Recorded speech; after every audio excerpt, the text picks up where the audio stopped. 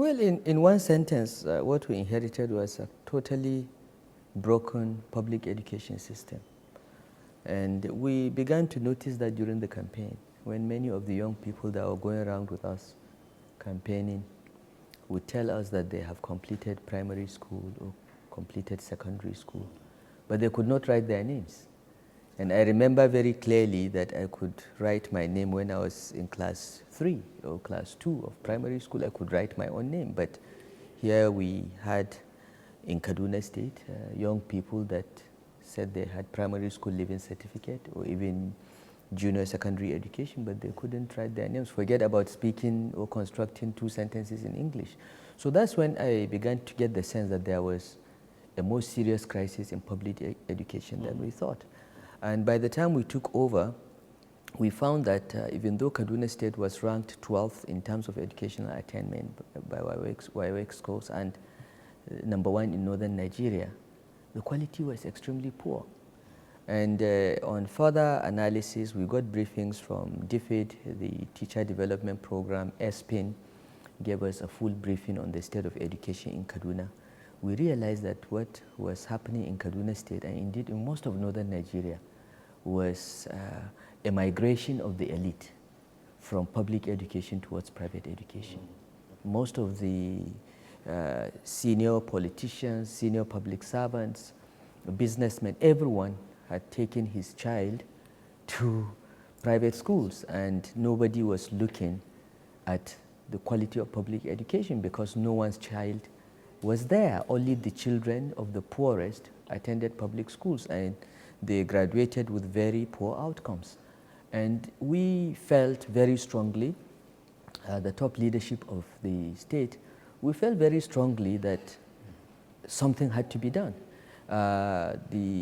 My humble self, the deputy governor then and the deputy governor now, the chief of staff, the secretary to the state government, were all products of public education.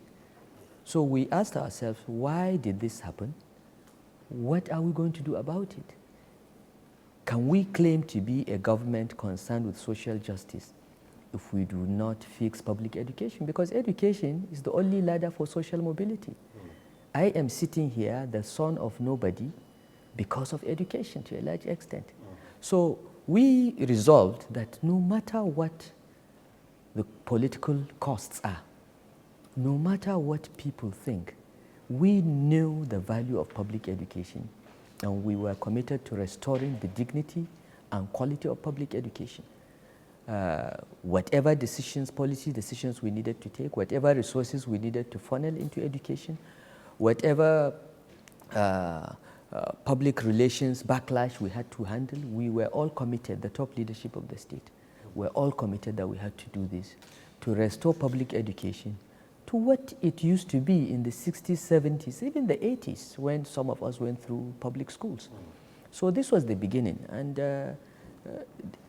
in one word, as I said, everything was broken. Teaching became the third-rate profession. It was the default profession. You became a teacher if you could not get any other job. And even when you did get employed as a teacher, you were always looking out for greener pastures. We found that in the public service here in Kaduna State, for instance, most people with a bachelor's degree in education or NCE entered the civil service and did their best to migrate away from teaching. Because if you were a teacher, you could rise only to a certain level in the public service. So people were taking courses to convert from teaching line to administrative line or something else because it was more lucrative.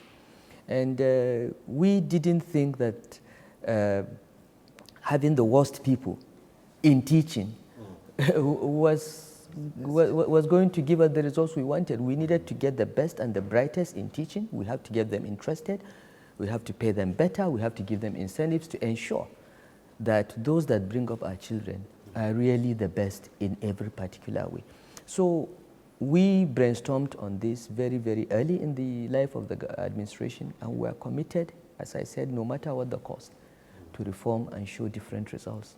And that's what we tried to do. This is what guided our decisions and actions in the last 4 years, and we never wavered.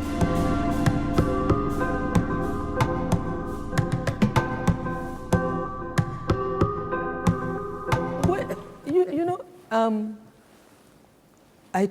referred earlier to the briefing by DFID's ESPIN program.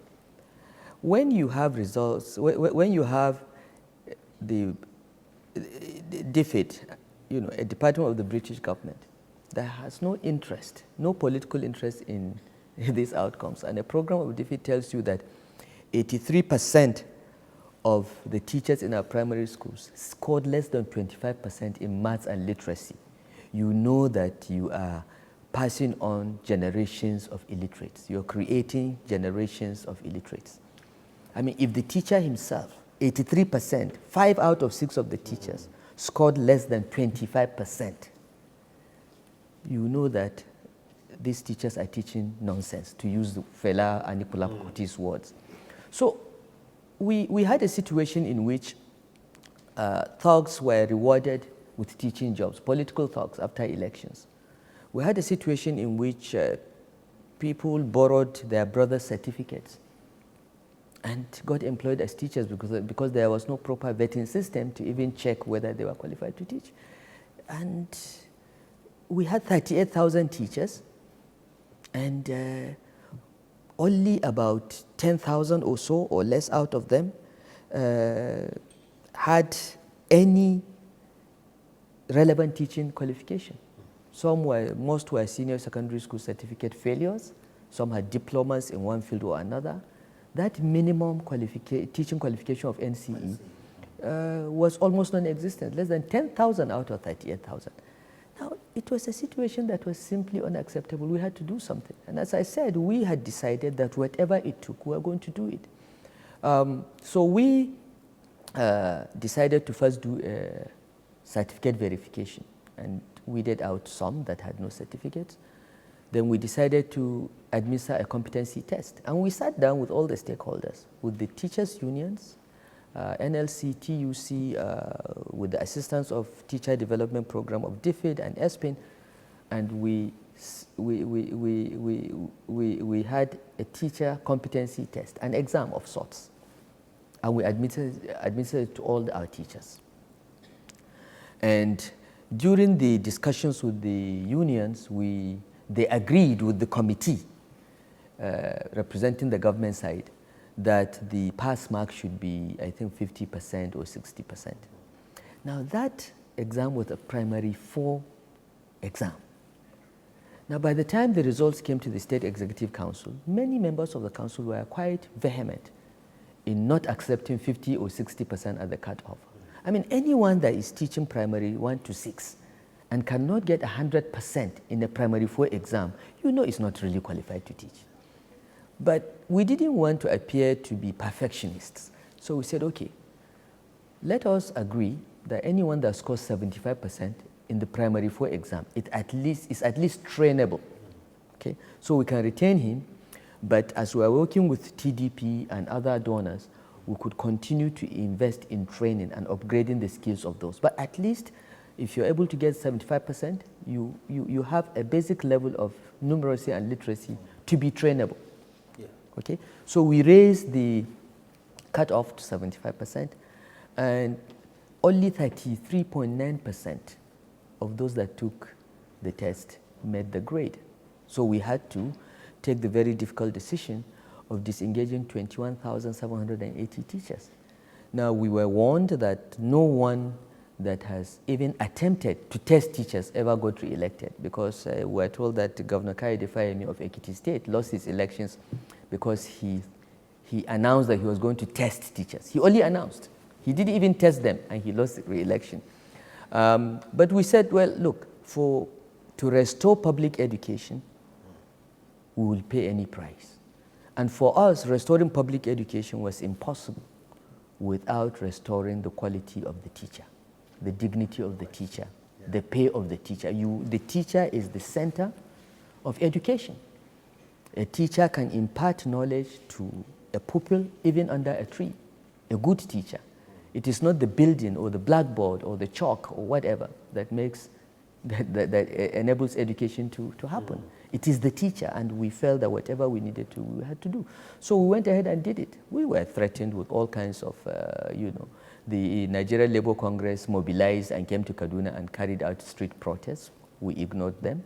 They did everything. Were invited to Abuja by the Minister of Labour to negotiate, and we made it very clear, this is not a negotiable matter. We're ready to pay any price. And we made it clear, even to the Minister of Labour at the time, that the representatives of the Nigerian Union of Teachers, they were sitting there to negotiate with us, had their children in private schools. So they lacked any moral basis to even question what we are doing. I had committed that when my young child gets to the age of 6, he will be attending a public school. This September, my son will be enrolled in a public school in Kaduna. He will not go to a private school. And I challenge anyone who was criticizing the decisions that we took to tell me if his children were attending public schools. And this is the hypocrisy of it. On the one hand, the elites have taken all their children to private schools. On the other hand, the governments that are trying to fix public education get criticized by the same elites whose children were not attending those schools. Yeah. It was only the children of the poor that were attending public schools, and the poor did not have the voice to communicate this. But we took the chance. We said, this is the right thing. We don't care about elites whose children are not in public schools anyway. We care about ordinary people who require public education as the only ladder of social mobility. And we went ahead. And of course, the results are clear. 5 of my colleagues, 5 governors, told me that they agreed with what I was doing, but they were not going to try it until they got their second term of office. So my hope is that some of them that have been elected, I will not mention names, will now do the right thing. But we did not care. We felt that if we lost election on the basis that we're trying to get teachers better pay, more qualified, trained and committed to the welfare and future of our children, it was worth losing the election. I think that was the difference. And I'm happy to say that the people of Kaduna State got the message. Okay? The ordinary people that actually vote got the message that what we are doing was fighting for them, was fighting for the future of their children. And to tell you the truth, since we did the reforms and we've hired so far about 25,000 teachers. We got rid of about 22,000. We've hired about 25,000. And we're still hiring because we want to attain a pupil-teacher ratio of 1 to 40. We are now around 1 to 50. Many parents have called me or sent me messages that they have seen the difference because now their children come back home with exercise books and homework, which they never saw in previous years. So we are quite happy with what we did. It was controversial. It made headlines for the wrong reasons, in my view. But we went out of our way and focused on explaining to the people of Kaduna State what we're doing. And I'm happy that the results of the election showed that they got it. And we're very grateful to them for their support.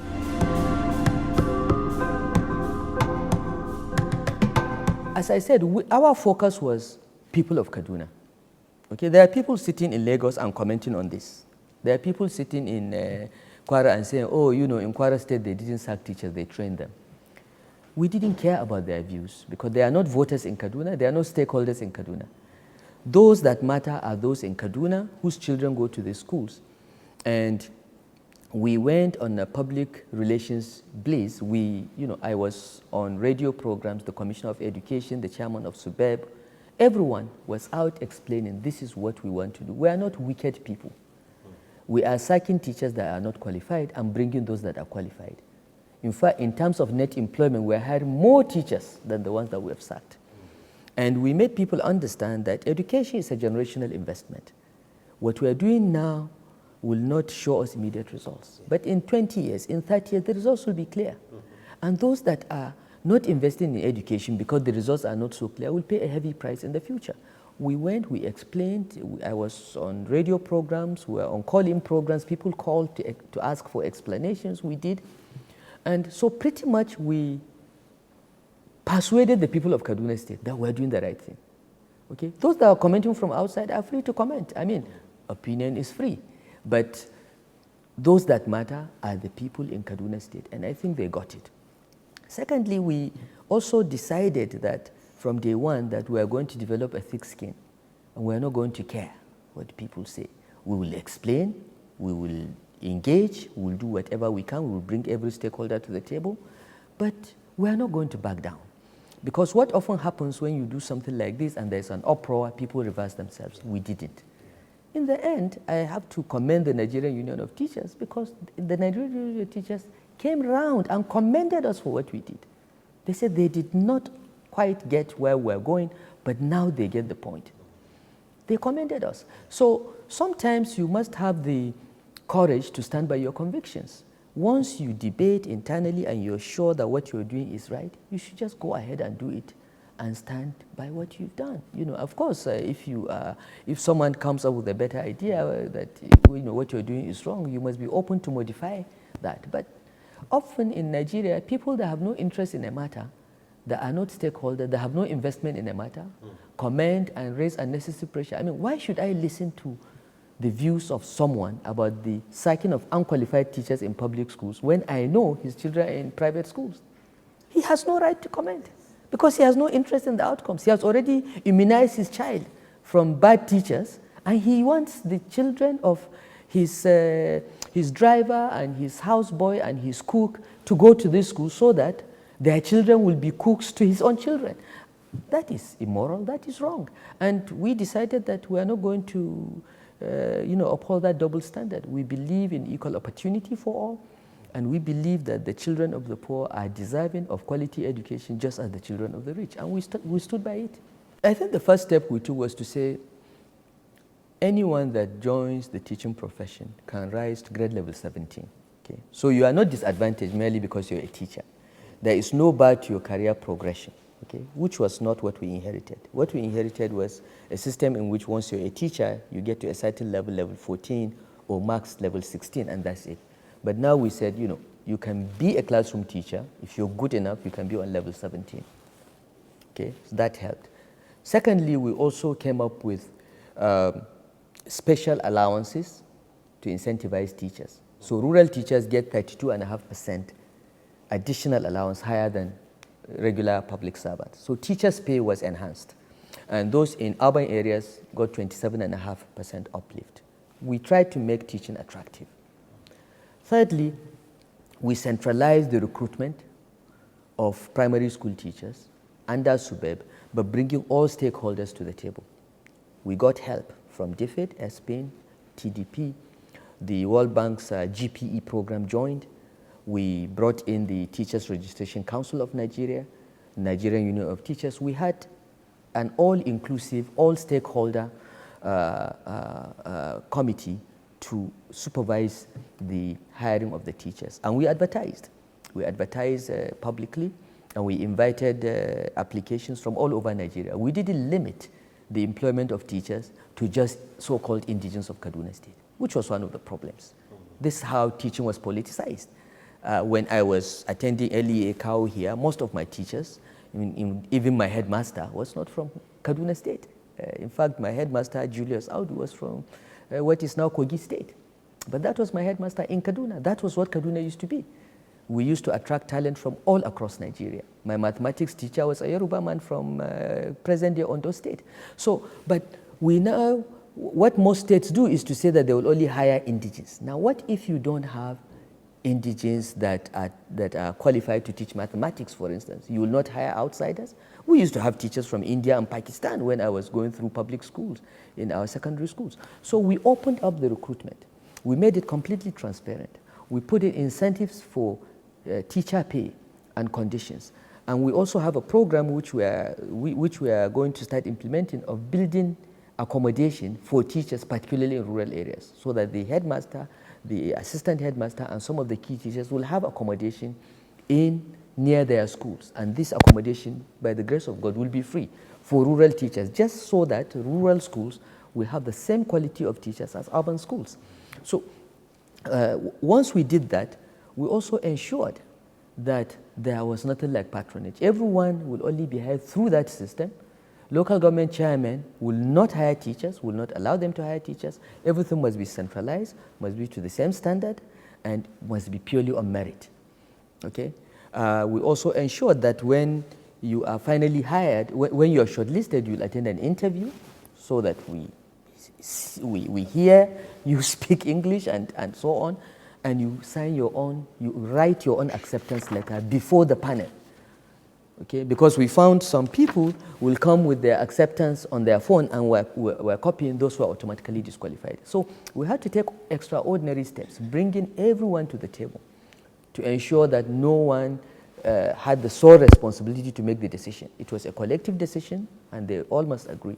And I'm happy to say that, you know, I'm sure some will fall through the cracks. No human system is perfect, but to a large extent, the feedback we are getting is that we got it right. But we got it right because neither the governor, nor the chairman of the party in the state, nor the commissioner of education is allowed to pick a person and say, hire him as a teacher without a credible and rigorous process. And as I said, we are still hiring, but following the same standard.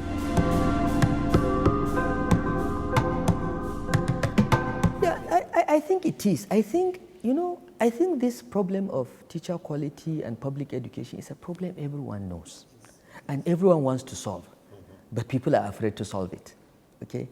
I think the system that we've put in place since 2017, by the time we do another 4 years, we have 6 years of this system. We think it will be institutionalized.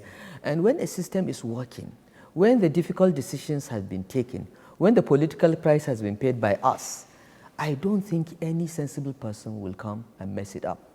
I believe that we'll begin to see Kaduna State rise in the ranking for education in the next couple of years.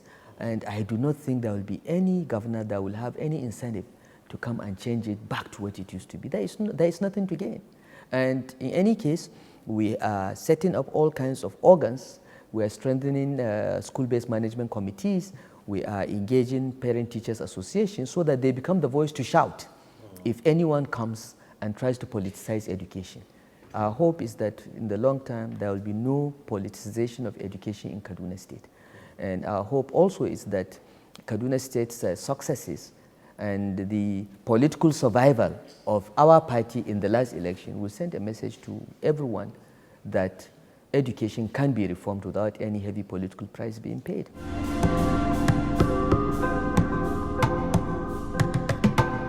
Yeah, well, the jury is still out. We will track this, we will see. But as I said, we have put in incentives to retain teachers. But you know, as long as telecoms companies, banks, and oil companies pay much higher salaries, attrition will happen. Bright people will go to where the pay is highest. There are very few people that will say, oh, I have a passion for teaching. I have always wanted to be a teacher, for instance, but I ended up doing something else because at the time I graduated from university, teaching was not that attractive. These were days when the structure adjustment program was happening, and that's when a lot of professions began to even relocate from Nigeria. So we have done what we think can work. We have a teacher salary scale that is higher than regular civil servants, but it's still lower than what the banks and oil companies and telecoms companies pay. We are putting incentives like free housing, like a mortgage system for teachers, preferential mortgage system for teachers, motorcycles for, free motorcycles for rural teachers, for instance. We'll continue to do that, hoping that that will incentivize the teachers to remain, and having removed the bar on their career progression, they can now be teaching English in primary school and still rise to grade level 17 and retire on that basis. We are hoping that this package of policy measures will increase teacher retention, but we don't know for sure. And it's a continuous search for solutions. We'll continue to look for ways and means to incentivize teachers. What we know for sure, and we are convinced at the highest levels and every level of the Kaduna State government, is that the teacher is the key to sound public education. And whatever we have to do to make our teachers happy, particularly primary school teachers, then secondary school teachers, we will consider it within the limits of our resources. So it's a continuous search for better solutions and learning from other cultures. One of the things that we're doing, for instance, is encouraging our teachers to move from NCE. We want all our primary school teachers, for instance, to have university degrees. We would like to see most of them have masters, particularly those that are teaching in junior secondary school, because primary and junior secondary school are now much into basic education. So we'll continue to do that. We'll continue to do this investment. And our hope is that as we invest in the teachers, as we give them this financial and non-financial incentives, the attrition rate will be low and the retention rates will be high.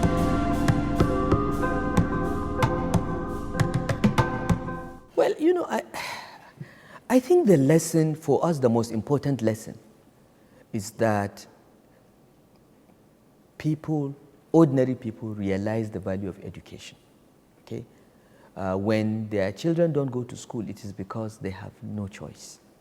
So when you make education free, when you provide 1 meal a day to primary school pupils, for instance, when you make secondary education free for girls, for instance, the parents notice. We have seen our enrollment in primary schools almost double since we introduced these policy measures. And when you take difficult decisions like getting rid of bad teachers, there is no political price to pay. Kaduna State has proved that. There is no price. Everyone predicted we were going to lose the election. We did not. We got almost nearly the same votes we got in 2015. And for us, that is a signal that people understand the value of education and they want their children to get good education. They want their children to get quality education at an affordable price or at no price at all, if possible. And there is nothing to fear. There is nothing to fear. Those that think that if you sack teachers, you will lose election are wrong. We have proved them wrong.